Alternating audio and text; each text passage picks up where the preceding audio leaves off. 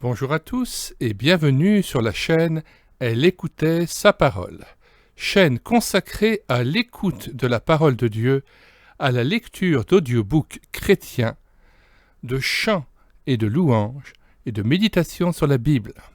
Nous allons continuer notre méditation sur les répétitions de Dieu au travers de la poursuite de l'étude de la lettre de Jésus à la 5e église de Sardes dans le livre de l'Apocalypse. Ces méditations appartenant à la playlist sur des répétitions de Dieu auront leur contenu publié prochainement dans un ouvrage publié aux éditions Farel et avec leur collaboration. Voici, s'il faut le rappeler, le contexte. Au constat navrant et tragique de notre Seigneur. « Je connais tes œuvres, je sais que tu passes pour vivant, mais tu es mort. » Jésus ne manque pas d'apporter une solution, des solutions que nous allons essayer de développer encore dans cette vidéo, mais d'abord relisons cette lettre. Apocalypse 3. Écrit à l'ange de l'église de Sardes. Voici ce que dit celui qui a les 7 esprits de Dieu et les 7 étoiles.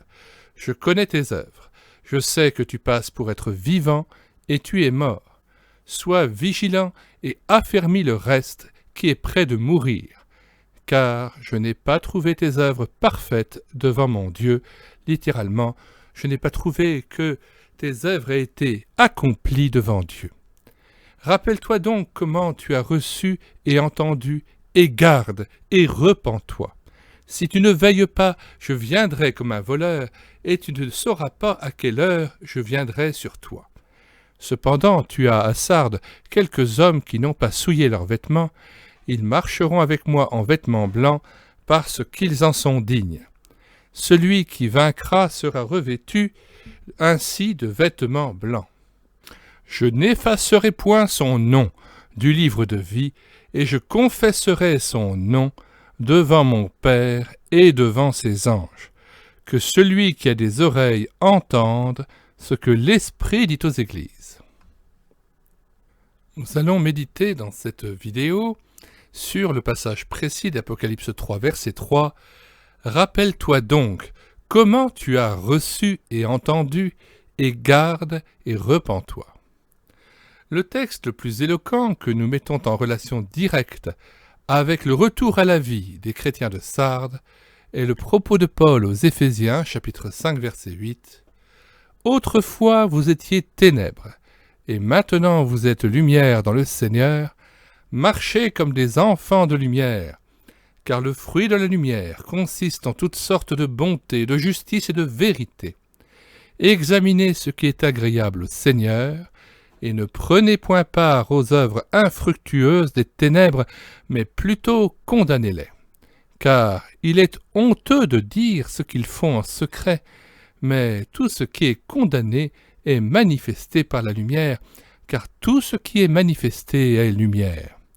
C'est pour cela qu'il est dit « Réveille-toi, toi qui dors, relève-toi d'entre les morts, et Christ t'éclairera. » Rappelons-nous le propos du Christ dans cette lettre à Sardes lors de notre précédente vidéo 23 sur les répétitions de Christ. « Je connais tes œuvres, je sais que tu passes pour vivant, mais tu es mort. » Voici donc dans cette lettre de Jésus à l'église de Sardes un rappel à l'ordre sévère du Christ à cette communauté chrétienne qui, semble-t-il, avait cessé son travail normal de sanctification, de marche dans la lumière, de témoignage et d'évangélisation. Or, nous allons essayer de voir comment susciter un réveil spirituel là où il y a déchéance et risque de mort spirituelle. 1. Rappelle-toi donc comment tu as reçu et entendu. Voici donc les clés que Jésus nous donne du réveil de la mort. Il nous faut nous souvenir d'où nous venons. Éphésiens chapitre 5, verset 8, « Autrefois, vous étiez ténèbres. » Et se rappeler avec une pensée sincèrement émue, tout d'abord, du pardon que nous avons reçu de Christ quand nous lui avons confessé nos péchés, se souvenir de son premier amour. Quelle joie ne suivit-elle pas l'expérience de la grâce de Dieu? Recevoir l'esprit de vie en Jésus-Christ par la foi en son nom, recevoir la vie éternelle, n'était-ce pas merveilleux, formidable? C'était véritablement trouver la perle de grand prix. Trouver en Jésus celui qui m'avait aimé et devenir enfant de Dieu. J'aimais apprendre de nouveaux cantiques et chanter de tout mon cœur la gloire du Seigneur. C'était vraiment connaître le premier amour pour Jésus. Alors, dans ces premiers moments de conversion, nous avions du zèle pour témoigner de notre foi, pour proclamer la bonne nouvelle, pour participer activement aux œuvres dans l'Église. Au début de ma conversion, je participais à des campagnes d'évangélisation pendant l'été et témoignais passionnément de ma foi. Nous étions bouillants et actifs pour Dieu. Je m'étais aussi engagé dans une colonie chrétienne comme personnel accompagnant un groupe de jeunes, et cet été-là, ils étaient 7 adolescents à avoir donné leur cœur au Seigneur. C'était un travail d'équipe, riche en expérience et plein d'enseignements. Nous étions fatigués et exténués à la fin, mais nous l'avions fait de toute notre force et de tout notre amour pour Jésus. Ainsi, je me souviens qu'il y a 40 ans de cela, lorsque je me tournais vers Dieu à 17 ans, j'aimais travailler dans une maison d'accueil chrétienne pendant les vacances. Quand mes examens étaient terminés et que je pouvais faire une parenthèse dans mes études de lettres classiques, je descendais dans le Gard et je passais alors 2 mois de vacances de rêve. Oublier mes études en Hippocagne et en Cagne à Limoges au lycée Gay-Lussac, place au temps de rafraîchissement. Je donnais alors mes mains, mon énergie pour servir aux cuisines, nettoyer les gamelles, se lever tôt pour participer à une réunion de prière, écouter une méditation sur les proverbes, et puis aller aux cuisines pour couper le pain, et pour servir les grandes tablées pour le petit déjeuner, aider à monter des tentes, à les nettoyer, les ranger, servir aux tables, nettoyer, désinfecter les poubelles de la mission, aider aux travaux de rénovation des bâtiments. C'étaient de beaux souvenirs, l'occasion de faire de belles rencontres, de lier des amitiés, et cela tout en servant Christ de tout notre cœur. Et quand nous avions bien travaillé, en milieu d'après-midi ou le soir à la fraîche, j'allais descendre la colline pour plonger une tête dans le Gardon en contrebas, pour me rafraîchir et partager un bon bain avec mes amis. Certains me critiquaient parfois et estimaient mon zèle quelque peu charnel et quelque peu tonitruant. Mais peu importe, je servais Dieu comme je le pouvais, là où j'en étais, dans ma relation avec le Seigneur. Je vivais. J'étais tellement heureux de me donner et d'être entouré de chrétiens venant d'horizons si différents. Ainsi, pour une Église qui s'est endormie dans le sommeil de la mort, se rappeler nos égarements passés, les sombres angoisses que nous vivions dans le monde, et nos péchés nombreux pardonnés, suite à notre repentance, mais aussi se souvenir de notre premier amour et des moments de bonheur vécus en Église suite à notre conversion, constitue bel et bien le début de ce retour à Christ et à Dieu. Écoutons Paul à ce propos lorsqu'il interpelle les croyants d'Éphèse pour qu'ils se souviennent aussi des premiers moments de leur foi. Éphésiens chapitre 2 verset 11.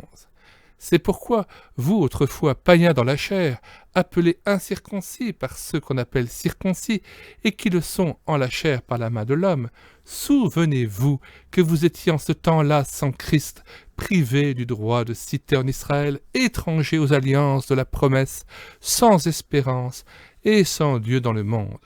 Mais maintenant, en Jésus-Christ, vous qui étiez jadis éloignés, vous avez été rapprochés par le sang de Christ. Souvenons-nous de ceux qui nous ont parlé de Jésus la première fois et de la joie avec laquelle nous avons saisi le seul refuge qui nous était proposé.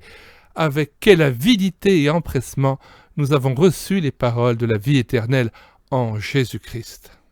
Dieu a, dans la parole de Dieu, à plusieurs reprises, évoqué sa crainte de nous voir oublier les choses que nous avions vues. Deutéronome 4, verset 9. Seulement, prends garde à toi et veille attentivement sur ton âme tous les jours de ta vie, de peur que tu n'oublies les choses que tes yeux ont vues et qu'elles ne sortent de ton cœur. Enseigne-les à tes enfants et aux enfants de tes enfants.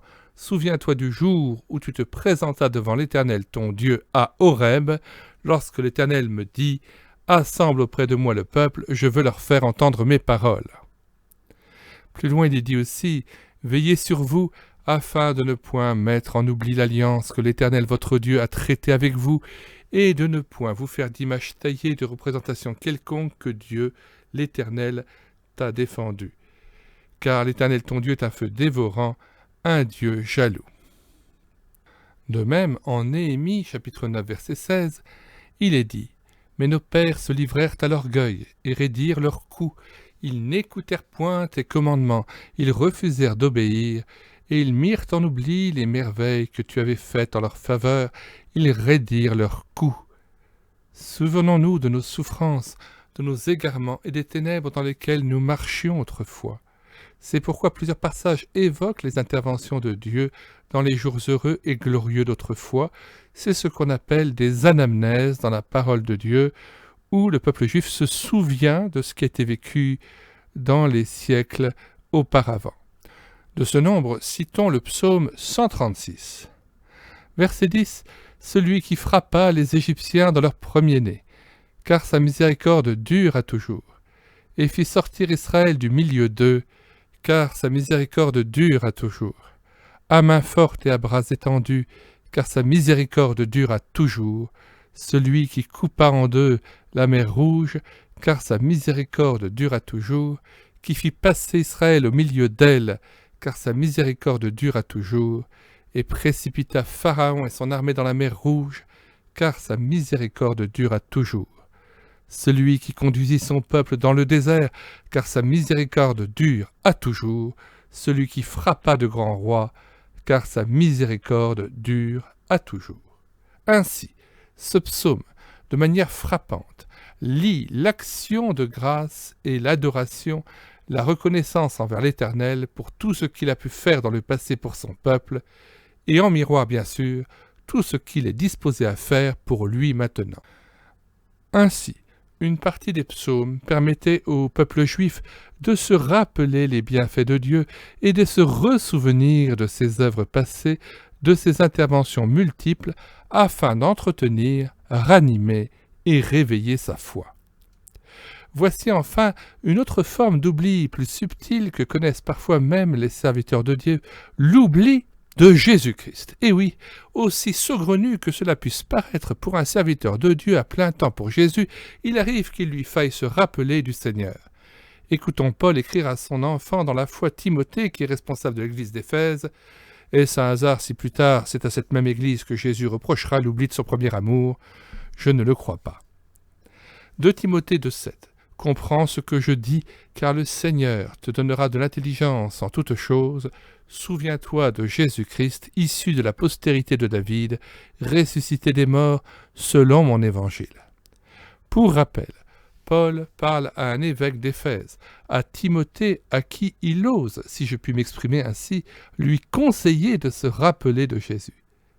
C'est qu'on peut être à plein temps dans une église et être obnubilé par les soucis de l'église, les soucis financiers, ces soucis familiaux ou les problèmes des gens dont on a la charge, et finalement ne plus discerner Christ, le mettre en oubli en quelque sorte. Et puis, la force de l'habitude étant à l'œuvre, on en vient à ne plus chercher vraiment Dieu au travers de sa parole. Pour nous résumer, ce qui peut être vécu au niveau d'un peuple peut l'être au niveau d'un individu. On doit apprendre à rentrer en nous-mêmes, comme le fils prodigue, et à regarder nos pas dans la vallée. Souvenons-nous de la période de notre conversion, de la joie de notre salut, de la joie de découvrir l'Église et l'amour fraternel, les agapes, c'est-à-dire les repas fraternels. Rappelons-nous l'Évangile de la grâce qui nous a été annoncé et comment nous avons su être réceptifs au message de la parole de Dieu, comment nous l'avons reçu avec empressement. 2. Garde. Apocalypse chapitre 3, verset 2. Expression laconique s'il en est, mais qui recouvre une réalité très importante devant Dieu, c'est garder la présence du Saint-Esprit dans ton cœur. Garder, c'est garder l'Esprit Saint comme le plus précieux des dons de Christ. C'est son cadeau qu'il nous a envoyé pour prix de notre foi. 2 Timothée 1, verset 13. Retiens dans la foi et dans la charité qui est en Jésus-Christ le modèle des saines paroles que tu as reçues de moi. Garde le bon dépôt par le Saint-Esprit qui habite en nous. Garder, c'est aussi ne pas éteindre l'esprit. 1 Thessaloniciens 5, verset 18, « Rendez grâce en toutes choses, car c'est à votre égard la volonté de Dieu en Jésus-Christ, n'éteignez pas l'esprit. » D'où le fait de continuer à vivre dans la lumière et à veiller et prendre garde à ne pas tomber. C'est aussi éviter les fausses doctrines et les vaines controverses avec les autres confessions de foi et ceux qui opposent des discours philosophiques rationnels à la simplicité et à la pureté de la foi. 1 Timothée chapitre 6, garde le dépôt en évitant les discours vains et profanes et les disputes de la fausse science dont font profession quelques-uns qui se sont ainsi détournés de la foi. Que la grâce soit avec vous. 3. Apocalypse chapitre 3, verset 3. Repens-toi. Telle est l'autre solution que donne notre Seigneur pour que nous connaissions le réveil spirituel. Le prophète Ésaïe disait déjà en son temps, Ésaïe 26, verset 18, « Nous avons conçu, nous avons éprouvé des douleurs, et quand nous enfantons, ce n'est que du vent. Le pays n'est pas sauvé, et ses habitants ne sont pas nés. Que tes morts revivent, que mes cadavres se relèvent. Réveillez-vous et tressaillez de joie, habitants de la poussière, car ta rosée est une rosée vivifiante, et la terre redonnera le jour aux ombres. Va, mon peuple, entre dans ta chambre et ferme la porte derrière toi. Cache-toi pour quelques instants jusqu'à ce que la colère soit passée. » Ésaïe 26, verset 20. Alors oui, comme Ésaïe le proclamait en son temps, il nous faut savoir rentrer dans notre chambre et avoir ce tête-à-tête avec Christ, nous approcher du trône de la grâce pour nous réconcilier avec lui après avoir péché. Car, convenons-nous-en, ce péché nous enveloppe si facilement, et parfois, c'est plusieurs fois par jour que nous devons accepter que Jésus lave nos pieds, nous ses disciples, afin que nous soyons purifiés et que nous ayons part au royaume. Car aucun chrétien ne saurait se présenter devant Dieu sans avoir connu la sanctification qui s'inscrit dans cette dynamique d'une vie chrétienne normale. Ésaïe 55, verset 6, « Cherchez l'Éternel pendant qu'il se trouve, invoquez-le tandis qu'il est prêt, que le méchant abandonne sa voie et l'homme d'iniquité ses pensées, qu'il retourne à l'Éternel qui aura pitié de lui, à notre Dieu, qui ne se lasse pas de pardonner. » Pour repasser de la mort à la vie, un secret, la repentance. Pour vivre un vrai réveil spirituel, un mot, repentance, personne ne peut prétendre éviter de passer par cette case-là. Sinon, ce serait tricher avec Dieu et s'abuser soi-même. Cette disposition d'esprit qui fait que nous regrettons nos fautes, nos péchés, et nous tournons résolument vers le Christ pour vivre désormais de sa vie par son Esprit Saint, n'est pas nécessaire qu'au moment de la nouvelle naissance, et la confession du péché n'est pas réservée qu'aux néophytes ou nouveaux convertis. Les chrétiens chevronnés, les vieux routiers de l'Éternel, même ceux qui sont devenus des maîtres, ont aussi besoin de cette repentance quotidienne et de cette vie dans la lumière.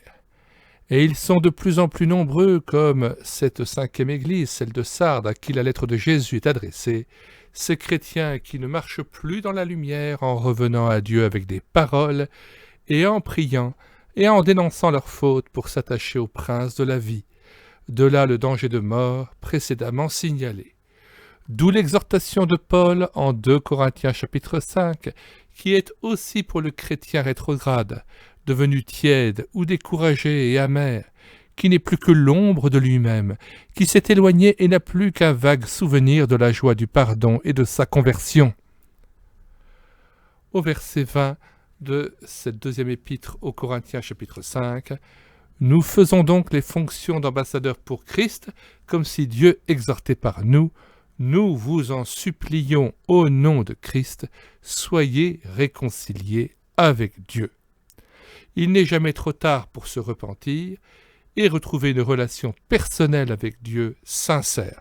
Prenons le temps de nettoyer notre robe, de la laver dans le sang de l'agneau. Revenons avec des paroles. Nous aimerions citer le passage d'Osée 14, d'où est extrait cette expression « revenir avec des paroles ». Israël, reviens à l'Éternel ton Dieu, car tu es tombé par ton iniquité. Apportez avec vous des paroles et revenez à l'Éternel. Dites-lui, pardonne toutes les iniquités et reçois-nous favorablement. Nous t'offrirons au lieu de taureau l'hommage de nos lèvres. Parfois, pour nous amener à la repentance et nous permettre un retour à lui, Dieu peut nous faire vivre l'expérience du désert. Osée chapitre 2 verset 14, « C'est pourquoi voici je veux l'attirer et la conduire au désert, et je parlerai à son cœur. » Et là, dans le désert de notre vie, dans cette sécheresse, il s'adresse à nous et nous ramène à lui. C'est pourquoi nous vous invitons à découvrir ce prophète Osée et à en parcourir les chapitres.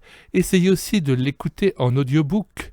Si vous n'aimez pas la lecture et que vous préférez avoir le confort d'une lecture faite par un chrétien sur YouTube, par exemple, comptez entre 30 et 50 minutes selon la vitesse de lecture.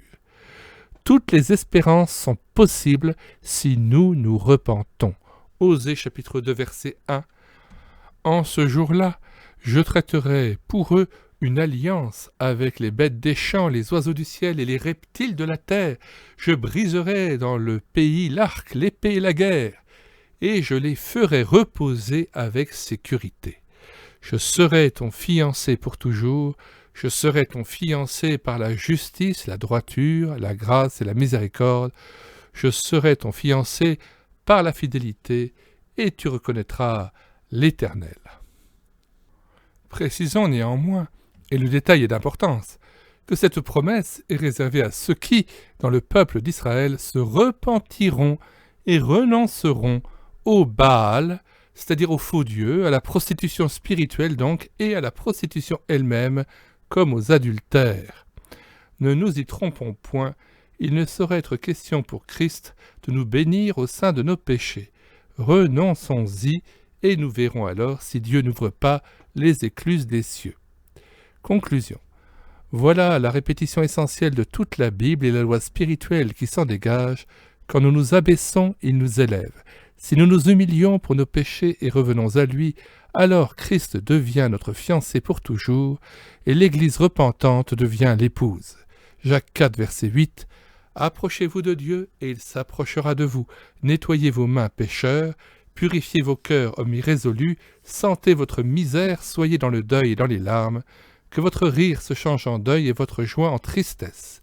Humiliez-vous devant le Seigneur, et il vous élèvera. » Ainsi, en Dieu, il y a toujours un espoir, et nulle situation n'est figée à jamais. Il restaure et accueille, et relève et console.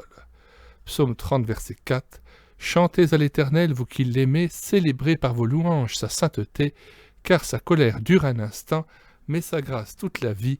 Le soir arrivent les pleurs, et le matin, l'allégresse. » 4 nécessaires confessions du péché. Ésaïe 57, verset 14. On dira « Frayez, frayez, préparez le chemin, enlevez tout obstacle du chemin de mon peuple, car ainsi parle le Très-Haut, dont la demeure est éternelle et dont le nom est saint. J'habite dans les lieux élevés et dans la sainteté, mais je suis avec l'homme contrit et humilié, afin de ranimer les esprits humiliés, afin de ranimer les cœurs contrits. Je ne veux pas contester à toujours, ni garder une éternelle colère, quand devant moi tombent en défaillance les esprits, les âmes que j'ai faites. » Sachons-le, la confession des péchés n'est pas l'apanage que des catholiques. Qu'on sache aussi que chez les chrétiens évangéliques, et j'ose le croire dans toutes les branches du christianisme, le retour à Dieu se fait aussi en confessant ses péchés.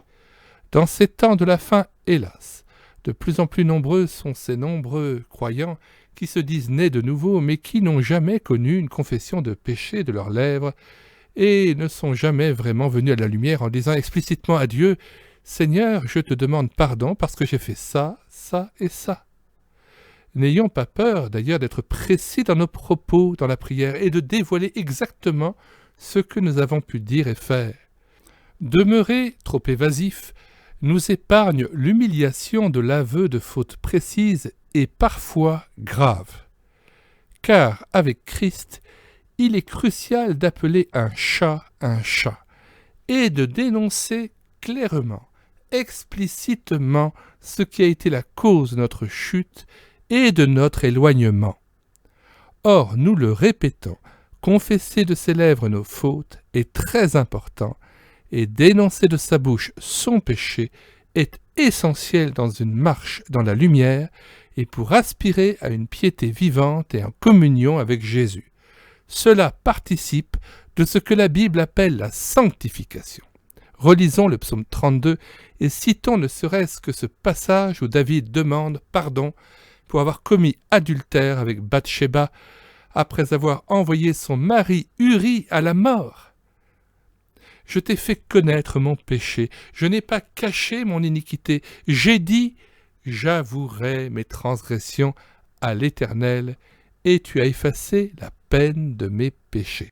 Qu'ainsi tout homme pieux te prie au temps convenable. Si de grandes eaux débordent, elles ne l'atteindront nullement. Tu es un asile pour moi, tu me garantis de la détresse, tu m'entoures de chants de délivrance.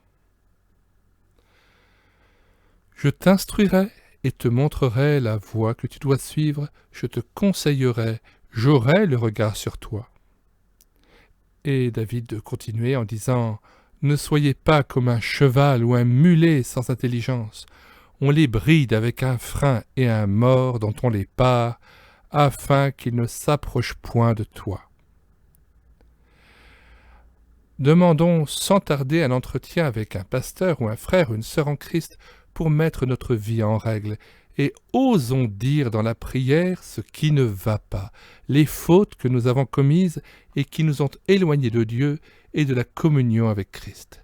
Songeons à Jésus qui, parlant à la Samaritaine en Jean chapitre 4, l'amène à reconnaître qu'elle a eu 5 maris et que l'homme avec qui elle vivait n'était pas son mari. Puis elle alla répandre la nouvelle qu'elle avait rencontré un homme qui lui avait dit tout ce qu'elle avait fait. C'est cela aussi la sanctification, c'est cela la vie dans la lumière, dire précisément à Christ et à Dieu ce en quoi on a péché et ce qui nous a fait nous éloigner de lui. En conclusion, Dieu incite son peuple à rentrer en lui-même, à entrer dans sa chambre pour retrouver une intimité avec Dieu. Il faut prendre le temps de faire le point, de se remettre en cause, de confesser ses péchés après avoir regardé ses pas dans la vallée, c'est-à-dire, au fond, dénoncer et reconnaître tout ce qui a fait notre passé, tout ce qui a fait notre vie. Jésus, je veux dénoncer devant toi mes fautes précisément et les abandonner pour que tu me purifies par ton sang précieux. Voilà ce que j'ai fait tel jour. Tu as entendu ce que j'ai pu dire à un tel ou un tel. Vois, Seigneur, la méchanceté de mon cœur. Je t'avoue, Seigneur, ces mauvaises pensées, ces pensées impures ou cette violence. C'est cela revenir à Dieu et à Christ avec des paroles. Osée 14, verset 1. Israël, reviens à l'Éternel ton Dieu, car tu es tombé par ton iniquité. Apportez avec vous des paroles et revenez à l'Éternel. Dites-lui, pardonne toutes les iniquités et reçois-nous favorablement. Nous t'offrirons, au lieu de taureau, l'hommage de nos lèvres. 5. Le sang précieux de Jésus. De nos jours, nous n'offrons plus à Dieu des taureaux, mais nous lui apportons nos fautes en contemplant son sang à la croix.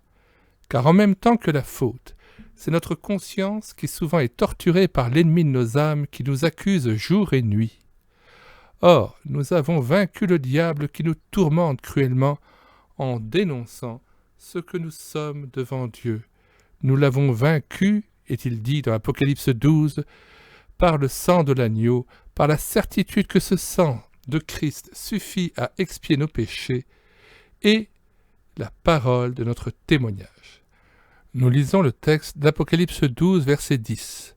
« Et j'entendis dans le ciel une voix forte qui disait « Maintenant le salut est arrivé, et la puissance et le règne de notre Dieu, et l'autorité de son Christ, car il a été précipité l'accusateur de nos frères, celui qui les accusait devant notre Dieu, jour et nuit. Ils l'ont vaincu à cause du sang de l'agneau et à cause de la parole de leur témoignage, et ils n'ont pas aimé leur vie jusqu'à craindre la mort. De plus, l'apôtre Jean déclare dans ses épîtres que Dieu nous purifie de toute iniquité et nous pardonne quand nous avouons les fautes que nous avons commises. Il est fidèle et juste pour le faire, car nous mettons notre confiance non en cette confession elle-même qui deviendrait pernicieusement alors une œuvre méritoire, mais nous mettons notre confiance dans le sacrifice que Jésus a accompli à la croix et qui est suffisant, amplement suffisant, pour pardonner toutes nos iniquités, toutes nos injustices. 1 Jean 1, verset 8, « Si nous disons que nous n'avons pas de péché, nous nous séduisons nous-mêmes et la vérité n'est point en nous. Si nous confessons nos péchés, il est fidèle et juste pour nous les pardonner et pour nous purifier de toute iniquité. Si nous disons que nous n'avons pas à pécher, nous le faisons menteur, et sa parole n'est point en nous. » Je suis même d'ailleurs sidéré que les chrétiens parlent de moins en moins de confession de péché, comme si cela était réservé à une piété catholique ou une piété moyenâgeuse ou surannée ou à une vision révolue de la pratique chrétienne. Non, cette pratique n'est pas moyenâgeuse, elle peut se faire avec un responsable dans l'Église, avec un frère ou une sœur en Christ, ou seul dans sa chambre, dans l'intimité avec Dieu. En conclusion de ce long développement sur la repentance, nous dirons qu'il ne faut pas être faux ni vivre dans le mensonge, mais il faut venir dans la lumière et dire l'inavouable et l'inavoué, même les choses honteuses et gênantes à dire. C'est par le secret le mensonge que le diable nous tient. Il ne veut pas que nous parlions à l'homme de Dieu ou que nous lui parlions. Le diable est la confession du péché. Quant aux anges, ils sont dans la joie quand nous nous repentons. Alors, ne nous privons pas de leur donner une occasion de se réjouir en nous voyant pleurer sur nos péchés et en revenant à Christ de tout notre cœur. Luc 15, verset 6. Et de retour à la maison, il appelle ses amis et ses voisins et leur dit « Réjouissez-vous avec moi, car j'ai trouvé ma brebis qui était perdue. De même, je vous le dis, il y aura plus de joie dans le ciel pour un seul pécheur qui se repent que pour 99 justes qui n'ont pas besoin de repentance. Seulement, lorsque nous avons confessé nos fautes, nous n'avons fait qu'une partie du chemin, car nous demeurons encore dans la mort si nous ne recevons pas en même temps la présence de Jésus dans nos cœurs, qui nous apporte la vie. 6. Si tu ne veilles pas, je viendrai comme un voleur, et tu ne sauras pas à quelle heure je viendrai sur toi. Ainsi, la part de l'homme est de se préparer à rencontrer Christ et, comme Siméon, être dans l'attente du royaume de Dieu. Cette attente de l'avènement de Christ nous garde vigilants et en état de veille. Cette veille, d'ailleurs, est aussi une veille en Église. Ce n'est pas une veille passive et ennuyeuse, mais active. Lorsqu'on s'engage pour le Seigneur, il y a toujours un travail à faire, et ces bonnes œuvres faites en Christ, faites dans le repos, nous maintiennent vigilants et dans une joie de le servir. Ainsi, le meilleur moyen de ne pas s'endormir, c'est de servir. Il est d'ailleurs question dans la Bible de ceux qui veillent ou les veillants. Il semble qu'il s'agisse bien des anges. Jérémie 31, verset 17. De nouveau, un jour viendra où, sur les collines d'Éphraïm, ceux qui veillent s'écrieront « Allons, montons à Sion auprès du Seigneur notre Dieu ». Rien n'est donc pire que d'être surpris par le retour de Jésus-Christ. On n'a pas le temps alors de remettre sa vie en ordre et de se réconcilier avec lui. Jésus n'est plus celui qui se présente pacifiquement alors en frappant à la porte, Apocalypse 3, verset 20, se proposant d'entrer chez nous en ami et de souper avec nous et nous avec lui. Quand le temps de la patience de Dieu est passé, c'est Dieu lui-même qui ferme la porte comme au temps de Noé. Prépare-toi à la rencontre de ton Dieu, Amos 4, verset 12. Nous disions tout à l'heure que se repentir, c'était qu'une partie de la démarche envers Dieu, mais si nous ne recevons pas Christ dans notre cœur après cette confession du péché, nous sommes alors encore dans la mort. Et donc, le privilège du chrétien, c'est vivre dans sa présence, dans la présence de Christ, par l'Esprit Saint qui habite en nous et que nous recevons par la foi en Jésus. Septièmement, vivre sa présence. Devenir loin, L''OINT, celui qui est loin d'Esprit Saint, loin du Seigneur, de même que Christ est loin de l'Éternel. Les 7 esprits de Dieu remplissent Christ, qui est étymologiquement loin de Dieu, celui qui a l'onction du Saint-Esprit. Recevoir cet esprit dans mon cœur fait de moi, comme de l'Église que je fréquente, le corps de Christ et le temple de Dieu. Quelle gloire! Mais aussi cela induit une lourde responsabilité, celle de l'honorer par notre vie. Une fois que Jésus a purifié la maison de notre corps et de nos cœurs, il faut croire que l'Esprit Saint vient habiter toutes les pièces de notre vie intérieure que nous lui aurons ouvertes. C'est d'abord par là que le royaume de Dieu grandit. Au fond, confesser nos péchés ne servira à rien si Dieu ne m'avait pas fait le don suprême du Saint-Esprit. C'est ainsi que le miracle de la Pentecôte ne doit pas se faire qu'à la nouvelle naissance, non plus que la repentance. Recevoir l'Esprit Saint se vit à chaque fois qu'après avoir purifié la coupe intérieure, je confesse Jésus, et si venir à la lumière par la dénonciation des œuvres des ténèbres est une chose, se revêtir de Christ, de sa justice, de sa beauté, de ses vertus, est une chose 1000 fois plus glorieuse qui nous fait entrer de plein pied dans la vie abondante. 8. Le servir en sa présence. Les chants. Alors, une fois relevés par Dieu et comme graciés, nous avons envie, comme tout à nouveau, de le louer, de le chanter, et Dieu met sur nos lèvres un cantique nouveau, car nous voulons alors lui rendre l'hommage de nos lèvres. B. L'évangélisation. Enfin, une église qui est morte est aussi une église qui ne témoigne plus, qui n'évangélise plus, qui ne répand plus la parole de son témoignage, faute d'être un témoin fidèle dans sa vie de tous les jours. Une église victorieuse et des chrétiens victorieux sont ceux qui ouvrent leurs lèvres pour annoncer la bonne nouvelle. Et le fait de prendre position pour Jésus renouvelle notre foi, nous fortifie et nous permet de communiquer la joie du pardon et du salut. Dans le cas de la Samaritaine, on peut constater qu'elle va témoigner de sa rencontre avec Jésus et que son témoignage va amener d'autres gens à Jésus. Tout vaut mieux que d'être séparé de Christ une journée. Psaume 27, verset 4. Je demande à l'Éternel une chose que je désire ardemment. Je voudrais habiter toute ma vie dans la maison de l'Éternel pour contempler la magnificence de l'Éternel et pour admirer son temple. Psaume 84. Mieux vaut un jour dans tes parvis que 1000 ailleurs. Je préfère me tenir sur le seuil de la maison de mon Dieu plutôt que d'habiter sous les tentes de la méchanceté. Si je vois ma méchanceté, je peux confesser ce trait de caractère à Jésus et m'approprier par la foi sa bonté et sa charité. Si c'est ma paresse et mon apathie spirituelle, je puis confesser et prendre dans les trésors de son être même et du caractère de Jésus son dynamisme et son zèle pour Dieu. C'est l'intercession. Quand je me tourne vers Jésus, son esprit me détourne de moi-même pour que je me soucie des autres, des chrétiens comme des gens du monde, selon l'expression consacrée par nos milieux. Un chrétien qui est vivant et non mort spirituellement pense sa vie en fonction de son prochain. Son épouse, ses enfants, ses parents, sa famille, ses collègues, les autorités, ceux qui sont dans la peine, la maladie, l'isolement, la souffrance. C'est un critère essentiel qui sera évalué et jugé dans l'éternité lors de notre présentation au tribunal de Christ. Matthieu 25, verset 35. « Car j'ai eu faim et vous m'avez donné à manger, j'ai eu soif et vous m'avez donné à boire, j'étais étranger et vous m'avez recueilli, j'étais nu et vous m'avez vêtu, j'étais malade et vous m'avez visité, j'étais en prison et vous êtes venus vers moi. » D.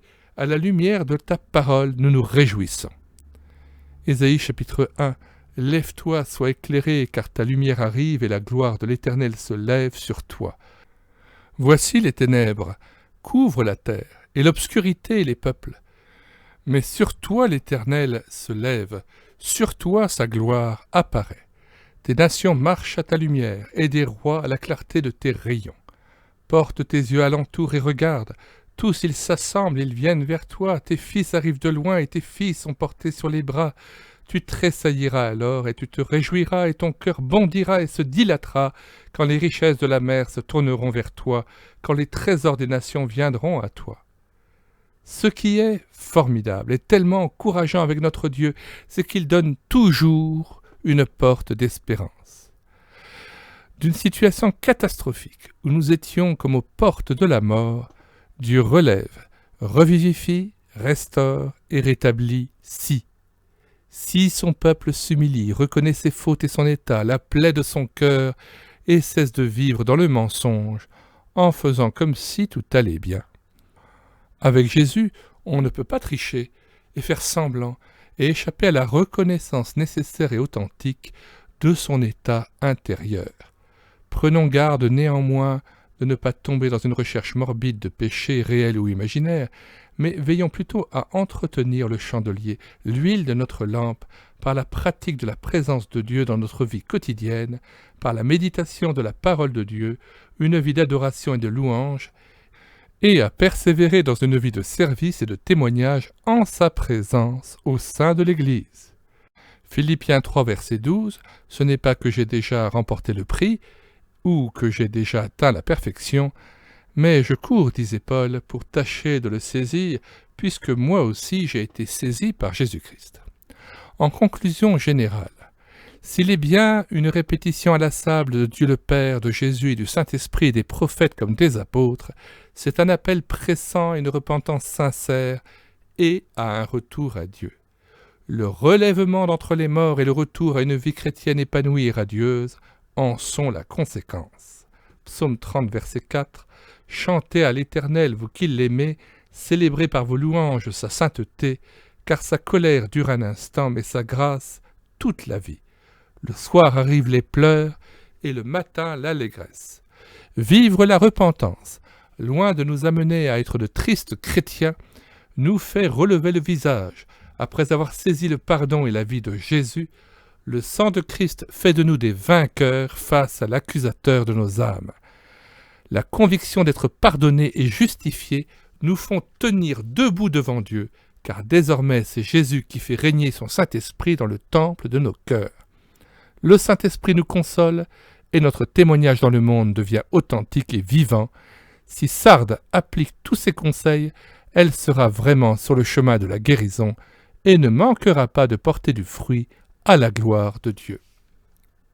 Au revoir donc, et si vous voulez rentrer en contact avec moi, vous pouvez m'écrire sur la boîte mail de cette chaîne YouTube, Elle écoutait sa parole, délivrez-vous52@gmail.com. Je répète, délivrez-vous52@gmail.com. J'en profite pour faire un appel aux bonnes volontés, notamment si vous êtes prêts à être donneur de voix. Je voudrais mettre en audiobook sur mon site les 2 livres de René Pache, La personne et l'œuvre du Saint-Esprit et l'inspiration et l'autorité des Saintes Écritures, et lire Foi et guérison d'André Adoul. Qui accepterait de les lire pour que je les poste sur mon site? Si vous me faites un mail, nous pourrions rentrer en contact et échanger éventuellement nos coordonnées téléphoniques. Nous vous invitons à regarder les autres playlists disponibles sur cette chaîne. Je rappelle avoir pris en charge en audiobook la quasi-totalité des œuvres du bien-aimé André Adoul, infatigable serviteur de Dieu, mais aussi des livres de Maurice Ray et de Maurice Decker, ainsi que ceux de Willy Geyser. Nous avons créé un site internet aussi, médiathèquechrétienne.fr, où nous avons pu mettre en téléchargement gratuit en PDF et en Word les livres non réédités et épuisés de la littérature chrétienne évangélique. N'oubliez pas de vous abonner et de liker la vidéo du site. Au revoir à tous.